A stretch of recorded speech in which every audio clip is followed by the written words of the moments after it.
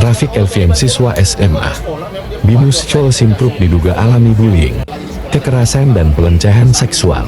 Jakarta, kasus bullying kembali lagi menimpa salah satu siswa SMA Binus Chol Simpruk bernama Rafiq Elvian, didampingi orang tuanya serta pengacara Sunan Kalijaga, SY, Barbie Kumalasari, SY, Agustinus Nahak SH, Hairul Iman, SH, yang ditunjuk diberi kuasa hukum mengadakan press conference kepada awak media tentang hal bullying, kekerasan dan pelecehan seksual, Sabtu, 7 September 2024. Kepada awak media, Sunan Kalijaga dan Partners mengatakan kasus bullying ini terjadi pada saat sang korban mengikuti orientasi sekolah SMA Binus Chol Simpruk.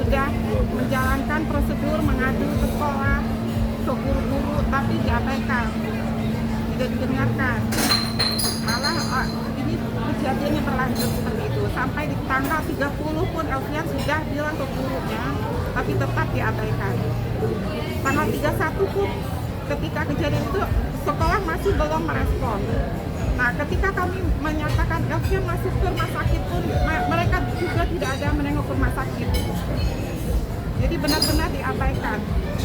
Nah, ketika Binus Serpong mencuat, baru mereka merespon saya untuk datang ke rumah melihat Elvian.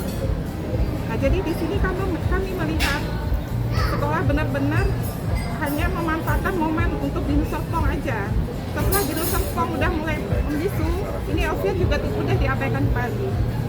Sampai sekarang kami mendatangi sekolah terakhir kemarin, mereka juga menyatakan bahwa ini hanyalah mereka yang semua fakta diterbalikan oleh para kami mempertegas sekolah ini memandang Elvian sebagai pelaku atau sebagai musuh atau lawan. Mereka juga tidak menjawab. Ini sangat miris ini sekolah. Bu, maaf, ada upaya mau ke DPR MPR nggak? Ke lembaga pendidikan yang terkait? Ada. Kapan jadi itu? Sejauh ini kita Belum. menjalani proses dari kepolisian, terus ke sekolah kami udah datangin terus juga, tapi belum ada solusi sampai sekarang. Ya karena ini kan kayaknya buntu, jadi Ya. kapan kira-kira Ibu mengadu atau ke Komnas kita HAM? sudah selalu menaruh etikat baik dan selalu mempercayakan kasus ini untuk diselesaikan oleh dari pihak kepolisian sejak tertanggal Januari 31.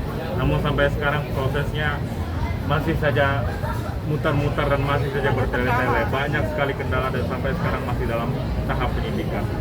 Saya dan mama saya selalu berusaha untuk masih bisa berjuang hidup, karena saya sempat juga merasa putus asa atas semua perilaku mereka, dan mereka sangat memberikan trauma yang mendalam bagi diri saya. Sejak kejadian 3 bulan setelah itu fisik saya baru sembuh, dan sampai sekarang trauma dan mental saya masih dihancurkan oleh para pelaku itu. Sementara mereka sampai saat ini masih berparti-parti, masih mabok-mabokan, dan masih bergembira atas penderitaan saya.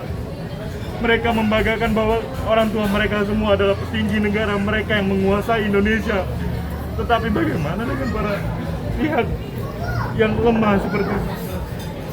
Bagaimana dengan para korban bully di luar sana yang tidak tahu harus mengadu kemana, yang tidak tahu harus mencari keadilan kemana? Ini terjadi, ya, satu, dan sudah secara resmi dilakukan pihak kepolisian. Yang kami sayangkan sekolah se-elit itu ternyata menampung geng, ya, menampung penjahat yang dibiarkan. Ini kan klien kami itu kan sekolah di situ karena ada jaminan. Tidak mungkin orang tuanya mau ngasih uang sekolah begitu besar, kalau ke sana anaknya dilecehkan, ya kan? Dilecehkan secara seksual, bahkan dianiaya, dikeroyok sampai babak belur, dan akhirnya masuk rumah sakit. Selama 2 hari harus dirawat di rumah sakit. Saya hanya minta ya kepada pihak sekolah Binus itu yang bilang sekolah elit tersebut supaya ya mereka harus membuka akses agar proses di kepolisian itu bisa berjalan dengan baik. Dan yang kedua, kalau mereka tidak bisa membuka akses, pihak kepolisian Polda Metro Jaya, Polres Jakarta Selatan harus police lane, ini harus diteliti dulu karena ada geng-geng sampai 20-30 orang. Dicek dulu nih apa benar nggak ada geng-geng di situ gitu loh. Sampai klien kita sampai babak belur seperti ini.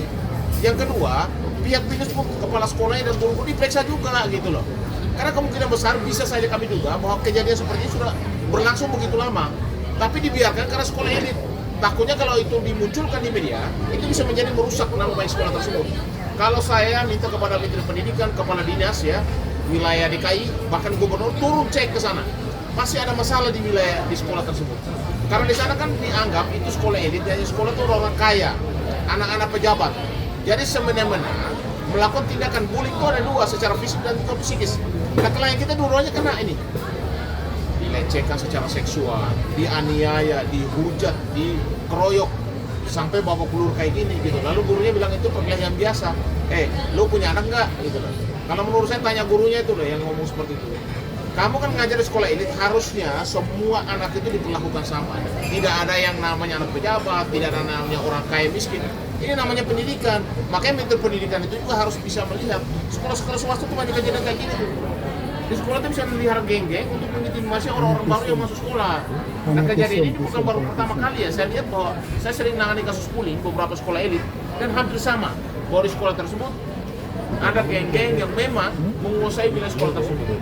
Bahkan tadi klien kami sampaikan bahwa ada diduga beberapa sekolah itu tidak berani sama geng-geng tersebut. Guru-guru pun bahkan menertawakan seolah ini hal biasa gitu loh di wilayah tersebut. Berarti di sana adalah kumpulan geng-geng yang memang menguasai daripada sekolah tersebut, mengintimidasi orang-orang baru yang masuk. Lu bayangkan secara mental dia, ya, secara fisik, ini kena semua gitu loh. Jadi saya hanya berharap dengan laporan pihak kepolisian sudah berjalan, minta kepada pihak kepolisian Polres Jakarta Selatan, Pak Kapolda tolong monitor. Ini kasus sudah cukup lama ya. Undang-undang perlindungan anak itu adalah leg spesial di sekolah dan sambil menunggu prosesnya berjalan supaya mental dia ini kembali bangkit.